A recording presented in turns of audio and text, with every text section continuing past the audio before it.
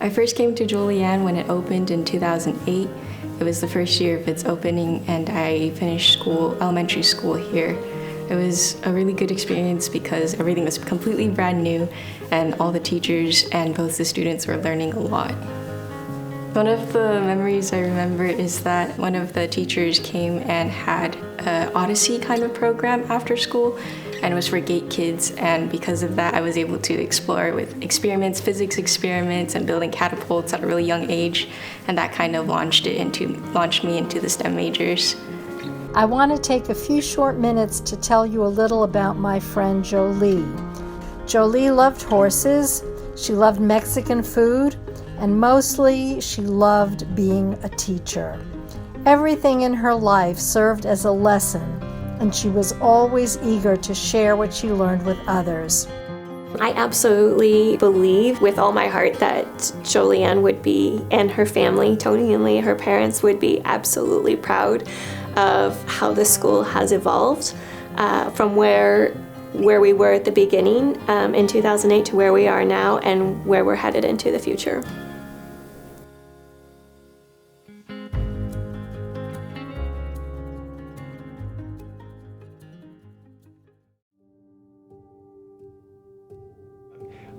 Let me start out differently, if I may. I've been doing this since Lee Leachstad passed away in 2007. Prior to his death, 4.5 months prior to his death, his daughter Jolianne, passed away after about a 1.5-year battle with lung cancer, non-smoker's lung. Near the very end, I was with her father at the hospital. We went to see her, and you can imagine it was an extraordinarily sad situation. She was really battling a terrible disease. And her father, really at the very end, accepted the idea that he was going to lose his daughter. And on the way back, he said to me, Jim, I really want to try to find an elementary school that I can put my daughter's name on. And as soon as I dropped him off, I sort of began to shake in my boots. It was not my experience that naming a public school after anybody is extraordinarily rare. Upon my return to my office, and at the time I was practicing law, I worked in a suite with a number of lawyers, including Randy Walton.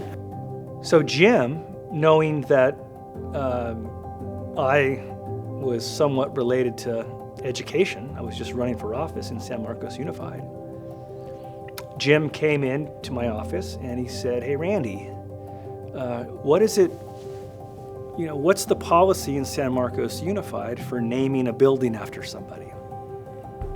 I had no idea. I didn't even know that we had a policy, quite honestly. But I told him, I said, "Hey, look, I don't know, but I can find out." So I picked up the phone and I called Kevin Holt, and Dr. Kevin Holt at the time was the superintendent of San Marcos Unified School District. I met Randy, and one day he approached me and said, "Have you named that elementary school you're building yet?" I said, "No, it's the first elementary school we have built in the history of San Marcos Unified that didn't have a name before we started to break ground." And I knew Randy had been very involved in the San Marcos Unified School District. He looked at me when I asked him the question, and his response was sort of interesting. He said, "It's moments like this that makes me think there's a God." And that caught my attention, and he said, "I just dropped the phone. I was talking to Kevin Holt. We were talking about the fact that our newest elementary school that's under construction and over halfway done has yet to be named." And I said, "Wow, that's interesting." He called up Kevin. We had lunch that day at 1 o'clock out in at a restaurant in San Marcos. And so I met Jim Farley for the first time at lunch, Mr. Leachstad, and then Randy and I. After that lunch, everyone felt good about naming the elementary school Jolianne. And in return, we named the school Jolianne Leachstad, and then they provided us $6 million. And the day we did the ribbon cutting, I think the 5th graders each got a butterfly and they released it. And when the release happened, it was a really interesting phenomenon because one of the butterflies hung out for a long time around Tony. And people saw great meaning in that idea that that butterfly just would be so interested in Tony on that day. And that $6 million allowed us to create the PACE Promise.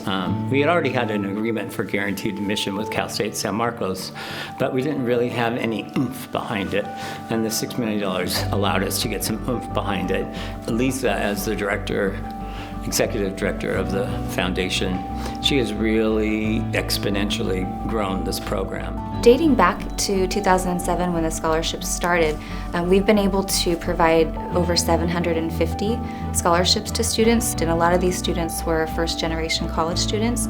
To be the first person in your family to attend a four-year university, that's life-changing in itself. And I think to show some student what exists out there in their future and to help them really to dream big and to provide opportunities, I think is life-changing and can change the trajectory for so many students.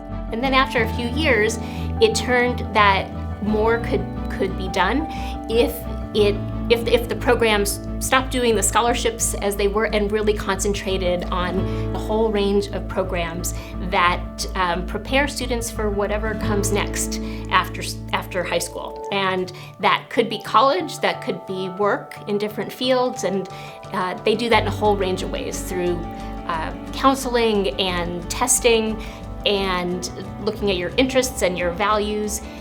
They have career fairs and set up internship programs, the list goes on and on. And so it turned then into the San Marcos Promise. It became its own nonprofit organization. I've been a part of the San Marcos Promise my entire college career. It's helped me so much with everything, with resume building, professional tips, mock interviews, everything and anything with the professional and business world. I can say without a question that Jolie would have been extraordinarily proud to have her name on that school. It's a beautiful school, it's a great district, and she was committed to education in a very serious way. She'd be very proud to have her name on that school, I know.